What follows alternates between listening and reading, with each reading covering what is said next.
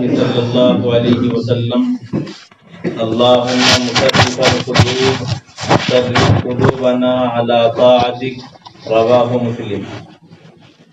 عبداللہ بن عمر رضی اللہ تعالی عنہ سے روایت ہے، وہ فرماتے ہیں کہ اللہ کے رسول صلی اللہ علیہ وسلم نے ارشاد فرمایا، بے شک تمام بنی آدم کے دل رحمان کی انگلیوں میں سے دو انگلیوں کے درمیان ہے، کقلب واحد، ایک دل کی طرح، یصرفہ کیف یشاء، اللہ تعالیٰ انہیں جیسے چاہتا ہے پھیر دیتا ہے۔ پھر رسول اللہ صلی اللہ علیہ وسلم نے دعا مانگی، اللہم مصرف القلوب صرف قلوبنا علی طاعتک، اے اللہ دلوں کو پھیرنے والے ہمارے دل اپنی اطاعت کے لیے پھیر دے۔ اس روایت کو امام مسلم علیہ الرحمہ نے نقل کیا ہے۔ اس مذکورہ روایت میں اللہ تبارک و تعالی کی انگلیوں کا ذکر کیا گیا ہے، بین اصبعین من اصابع الرحمن، کہ تمام انسانوں کے دل اللہ تعالی کی انگلیوں میں سے دو انگلیوں کے درمیان ہے۔ اب یہاں انگلیوں سے کیا مراد ہے؟ اس سلسلے میں علماء کی یہ مختلف آراء ہیں، متقدمین متاخرین کے درمیان اختلاف ہے۔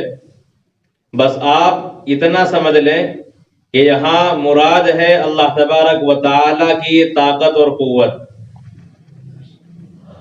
جسے کوئی آدمی کہتا ہے کہ یہ تو میرے دائیں ہاتھ کا کام ہے، یا وہ تو میرے قبضے میں ہے، تو مراد ہوتا ہے کہ میرا اس پر مکمل تسلط ہے، میں جیسے چاہوں گا ایسے ہی کروں گا۔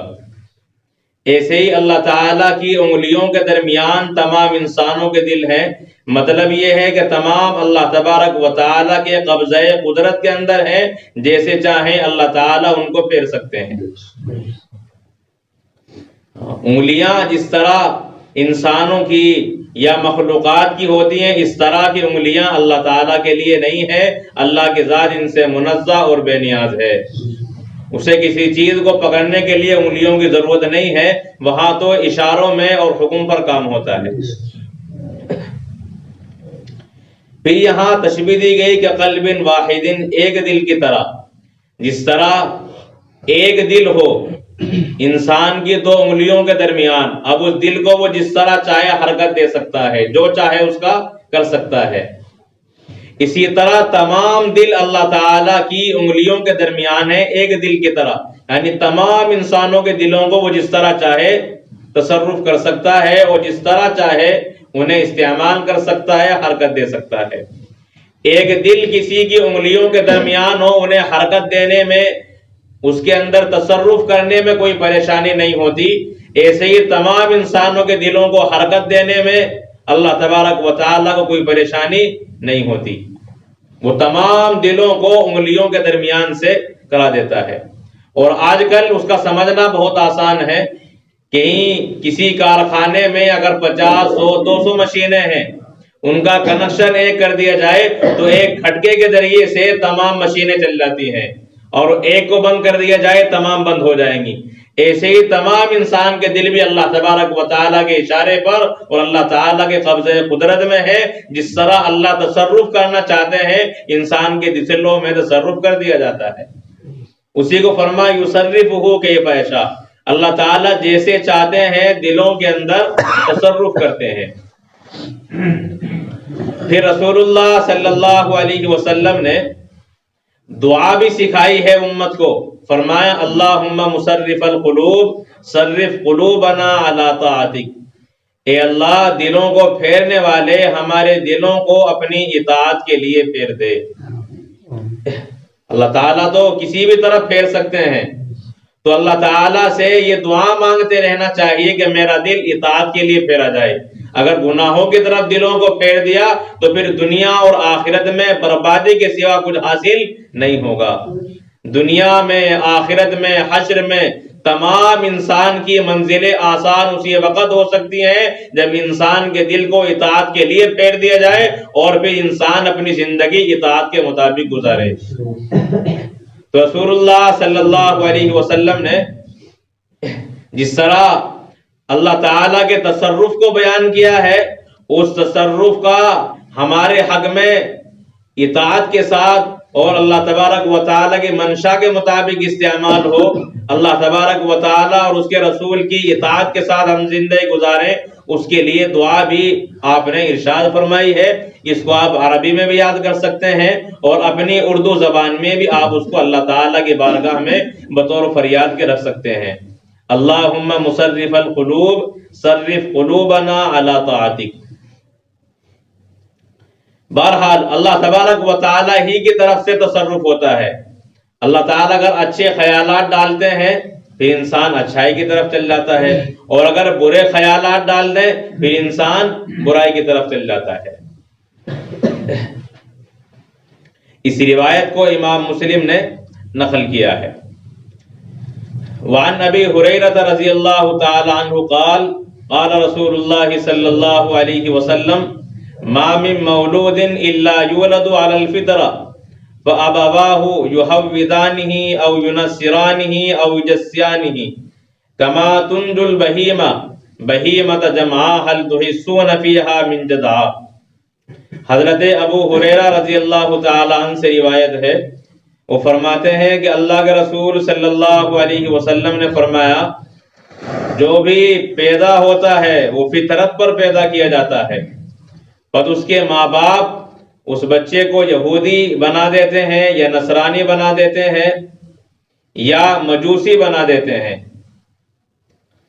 جیسا کہ مادہ جانور سے ہی سالم بچہ جنتی ہے۔ هل تحسون فیہا من جدعا، کیا تم اس کے اندر کوئی عیب پاتے ہو؟ ثم یقول فطرۃ اللہ التی فطر الناس علیہا لا تبدیل لخلق اللہ ذالک الدین القیم۔ پھر اللہ کے رسول علیہ السلام نے یہ آیت کریمہ پڑھی، فطرۃ اللہ التی فطر الناس علیہا لا تبدیل لخلق اللہ ذالک الدین القیم، کہ اللہ تبارک و تعالیٰ کی فطرت ہے جس پر اللہ تعالیٰ لوگوں کو پیدا فرماتے ہیں، اور اللہ تعالیٰ کی پیدائش کو تبدیل نہیں کیا جا سکتا، یہی دین قیم ہے۔ متفق علیہ۔ اس روایت کو امام بخاری نے بھی نقل کیا ہے اور امام مسلم نے بھی اپنی صحیح میں اسے جگہ دی ہے۔ اس روایت میں اللہ کے رسول صلی اللہ علیہ وسلم نے انسان کے یہاں جو بچہ پیدا ہوتا ہے اس کی کیفیت بیان فرمائی ہے کہ وہ فطرت پر پیدا ہوتا ہے۔ اب یہاں فطرت سے کیا مراد ہے، اس میں بھی علماء کی مختلف آراء ہیں۔ جو ایک علمی میدان ہے وہ طلباء کے لیے، علماء کے لیے ہے، بس آپ اتنا سمجھیں کہ یہاں فطرت سے مراد ہے انسان کے اندر دین اسلام اور صحیح راہ اختیار کرنے کی صلاحیت اور استعداد۔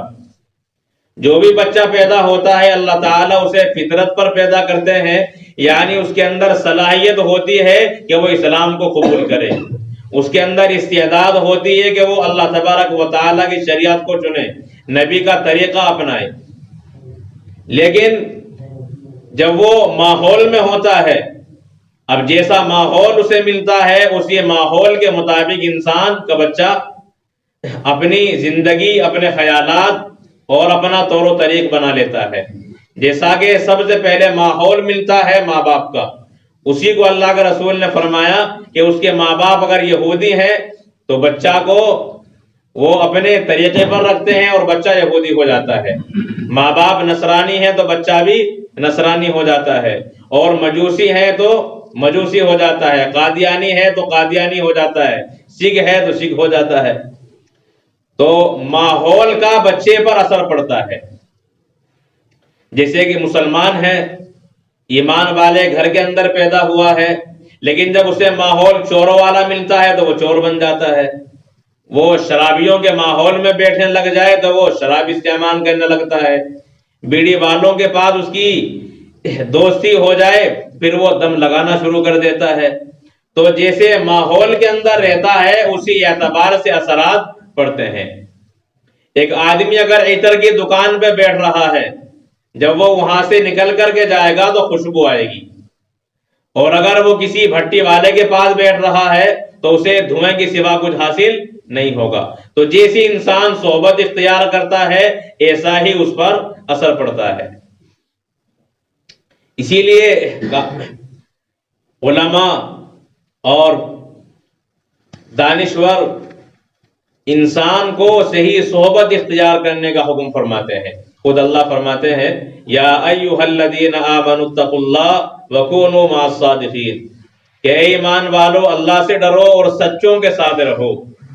جب صحیح لوگوں کی صحبت اٹھائیں گے تو اس صحبت کا اثر آئے گا۔ جب نمازیوں کے پاس بیٹھیں گے پھر نماز کی رغبت پیدا ہوگی اور نماز کا جذبہ اور شوق پیدا ہوگا۔ اسی لیے کہا جاتا ہے صحبت بد سے ہمیشہ بھاگ تو، ورنہ بن جائے گا کالا ناگ تو۔ اگر بری صحبت سے نہیں بچے، غلط لوگوں کی صحبت اختیار کری تو انہی غلط لوگوں کی روش پر چلتے ہوئے انسان ناگ بنے گا۔ جس طرح وہ دوسروں کو ڈستے ہیں یہ بھی ڈسے گا۔ صحبت بد سے ہمیشہ بھاگ تو، اس کا ہے انجام برا۔ بد نہ بنے تو بد بن جائے، بد اچھا بدنام برا۔ تو یہ مختلف طریقے سے لوگوں نے اپنے اپنے اعتبار سے لوگوں کو صحیح صحبت کا حکم دیا ہے۔ کوئی حضر میں، کوئی نظر میں، کوئی اشعار میں سے بیان کرتا ہے۔ تو یہاں رسول اللہ فرماتے ہیں کہ ہر بچے کے اندر اسلام قبول کرنے کی صلاحیت اور استعداد ہوتی ہے، لیکن اس استعداد پر ماحول کا غلط اثر پڑتا ہے، اور اسی غلط ماحول کی وجہ سے وہ بچہ اپنے ماں باپ کے مذہب پر چلا جاتا ہے۔ یہودی، نصرانی، سکھ، عیسائی اور قادیانی جو بھی ماں باپ ہوتے ہیں وہ دین قبول کر لیتا ہے۔ پھر آگے رسول اللہ نے مثال دی کما تنجل بہیمہ بہیمتن جمعا، کہ جس طرح نر جانور اور مادہ جانور ان کے یہاں جب اولاد ہوتی ہے تو مادہ جانور ایک ایسا بچہ جنتی ہے جو صحیح سالم ہوتا ہے اور تم اس کے اندر کوئی عیب نہیں پاتے، کیونکہ بعد میں کیا ہوتا ہے اسے کان کاٹ دیے جاتے ہیں، خصی بھی کیا جاتا ہے، اس کی ند بھی توڑی جاتی ہے۔ تو اللہ کے رسول فرماتے کہ وہ صحیح سالم ہوتا ہے، بعد میں اس کے اندر انسان تبدیلیاں کرتا ہے اپنے اعتبار سے۔ اسے قربانی کے لیے بیچنا ہے تو اسے خصی کر دیا جاتا ہے، اسے بگی میں جوڑنا ہے اس کی نہ توڑ دی جاتی ہے۔ اور کفار مکہ تھا کہ وہ اس کے کان کاٹ دیتے، یا اسی طرح اسے داغ لگا دیتے، کیونکہ ان کا معاملہ یہ تھا کہ وہ بتوں کے نام پر اپنے جانوروں کو چھوڑا کرتے تھے، تو بطور نشانی کے کبھی کان وغیرہ کاٹ دیا یا کوئی داغ وغیرہ لگا دیا، تو بعد میں اس کے اندر تبدیلی کی جاتی تھی۔ تو رسول اللہ فرماتے کہ جس طرح بعد میں تبدیلی ہوتی ہے جانور کے بچے میں، پہلے وہ مکمل صحیح سالم ہوتا ہے، ایسے ہی فطرت اسلام پر بچہ پیدا ہوتا ہے، اس کے اندر صلاحیت اور استعداد ہوتی ہے، لیکن ماحول کے غلط اثر کی وجہ سے وہ اسی معاشرے کو قبول کر لیتا ہے جیسا اسے معاشرہ اور ماحول ملتا ہے۔ اور پھر آگے رسول اللہ نے آیت کریمہ پڑھی فطرت اللہ التی فطر الناس علیہا لا تبدیل لخلق اللہ، کہ اللہ تعالیٰ کی فطرت ہے جس پر لوگ پیدا ہوتے ہیں، اور یہ فطرت سے مراد ہے یہی استعداد اور صلاحیت۔ اور پھر آگے فرما دے لا تبدیل لخلق اللہ، اللہ تبارک و تعالیٰ کی فطرت کو، اس کی پیدائش کو کوئی تبدیل نہیں کر سکتا۔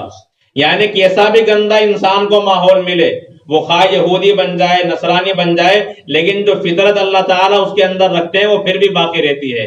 اگر وہ صحیح ماحول میں آ جائے غلط ماحول کو چھوڑ کے تو اللہ کی جانب سے اس انسان کو بھی اسلام کی توفیق مل جاتی ہے۔ آپ بے مثال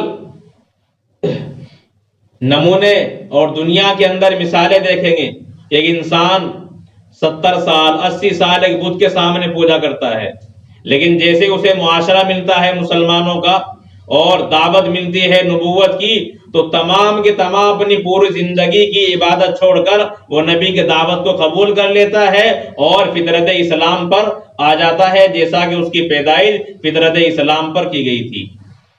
تو مطلب یہ ہے کہ اللہ کے تخلیق کو بدلا نہیں جا سکتا، یعنی غلط ماحول کا جو پردہ اس پر پڑ جاتا ہے وہ استعداد پھر بھی ختم نہیں ہوتی.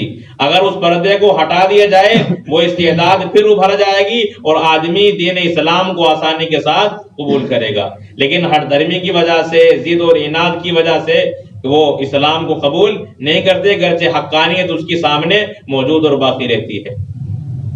متفقن علیہ. اسی روایت کو امام بخاری مسلم نے نقل کیا ہے. یہاں تقدیر میں جو بیان چل رہا ہے تقدیر کا، اس تقدیر کے بیان میں کیوں بیان کیا ہے اسی روایت کو صاحب مشکات علیہ الرحمہ نے؟ اس میں تقدیر کا ذکر نہیں ہے، حالانکہ جب ہم غور کرتے ہیں تو معلوم ہوتا ہے کہ اس میں بھی تقدیر کا اثر ہوتا ہے. وجہ کیا ہے تقدیر کے بیان میں کیوں بیان کیا؟ کہ جب بچہ فطرت پر پیدا ہوتا ہے پھر اس کی موت کبھی اسلام پر آتی ہے، کبھی یہودیت پر، کبھی نصرانیت پر. اس میں اشارہ فرما دیا گیا کہ اللہ تبارک و تعالیٰ کے نوشتہ تقدیر کے مطابق انسان اس دنیا سے رخصت ہوتا ہے، گرچہ پیدا اللہ تعالیٰ نے اسے فطرت اسلام ہی پر کیا تھا، لیکن اسے غلط ماحول ملا ہے. اور جو اللہ تعالیٰ نے عقل سلیم دی تھی اس عقل سلیم کا اس بندے نے خود استعمال نہیں کیا. اگر بندہ صحیح استعمال کرے تو اپنے سر کو وہ کسی دیوی دیوتا کے سامنے نہیں جھکا سکتا. جسے اپنے ہاتھوں سے بنایا ہو، جن کی خود اپنے ہاتھوں سے تراشگیری کی ہو، اس کے سامنے سر جھکائے، یہ انسان کی فطرت کے نہیں بلکہ خود انسان کی عقل کے بھی خلاف ہے. لیکن انسان جب اپنے عقل سلیم کو استعمال نہیں کرتا تو وہ تمام کی تمام صلاحیتیں اور استعداد جو اللہ تعالیٰ فرماتے ہیں ان کو وہ سلب کر لیتا ہے اور پھر اسی پر موت آتی ہے جیسا کہ وہ اس دنیا کے ساتھ معاملہ کرتا ہے اور زندگی گزارتا ہے. بہرحال تو معاملہ اللہ تبارک و تعالیٰ کی تقدیر کے مطابق ہوتا ہے، جیسا وہاں لکھا ہوا ہے اسی کے مطابق انسان کی موت آ جاتی ہے. اس خلقت کو تبدیل بھی نہیں کیا جاتا، مگر اس کے باوجود خود انسان اپنے جذبات کو، اپنے خیالات کو اور اپنی عقل کو، اپنے قلوب کو اور صحیح دعوت کو قبول نہ کرنے کی وجہ سے گمراہیت پر مر جاتا ہے. اس لیے ہر آدمی کو ماحول صحیح دینا چاہیے، صحیح صحبت میں بیٹھے اور مفسدین سے اپنے آپ کو مکمل طور پر پرہیز کرے، ان سے اجتناب کرے، ان کی صحبت سے، ان کے طور و طریق سے مکمل طور پر کنارہ کرے اور صحیح لوگوں کی صحبت اٹھائے. ان کی صحبت اٹھانے کے بعد زندگی میں اللہ کی جانب سے انقلاب پیدا آئے گا اور جو فطرت رکھی ہے اللہ تعالیٰ نے اسلام کی اس کے اندر اور مزید سدھار پیدا ہوگا اور پھر انشاءاللہ امید ہے کہ انسان کی موت بھی صحیح خاتمے پر اور ایمان بالخیر پر آئے گی انشاءاللہ. اللہ عمل کی توفیق عطا. سبحان اللہ بحمدہ ونشہد ان لا الہ الا انت نستغفرک ونتوب الیک. سبحان ربک رب العزة عما یصفون وسلام الحمد للہ.